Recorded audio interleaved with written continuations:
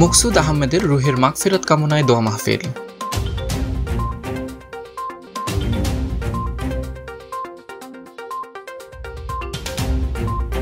পাহাড়ে সাংবাদিকতার পথিকৃত প্রবীণ সাংবাদিক, দৈনিক গিরি দর্পণ ও সাপ্তাহিক বনভূমির সম্পাদক প্রয়াত আলহাজ AKM মকসুদ আহমেদের রুহের মাগফিরাত কামনায় উত্তর কালিন্দীপুর রাজবাড়ী গাউসুল আজম তৈয়বিয়া জামে মসজিদ পরিচালনা কমিটির উদ্যোগে দোয়া মাহফিল অনুষ্ঠিত হয়েছে। বৃহস্পতিবার তারাবির নামাজের পর মসজিদের ভূমিদাতা আলহাজ AKM মকসুদ আহমেদের রুহের মাগফিরাত কামনায় বিশেষ দোয়া ও মোনাজাত করা হয়। এ সময় মসজিদ পরিচালনা কমিটির সভাপতি মমতাজ মিয়া, সহসভাপতি ইলিয়াস সওদাগর ও আবুল কালাম সওদাগর, সাধারণ সম্পাদক মফিজ সওদাগর, সদস্য নাসির মাঝি, নুরুল ইসলাম সওদাগর, বোরহান উদ্দিন চৌধুরী, আরিফুল ইসলাম চৌধুরী, আরফাতুল ইসলাম, মুমিনুল ইসলাম রিফাত সহ মুসল্লিরা উপস্থিত ছিলেন। Desk report CST TV।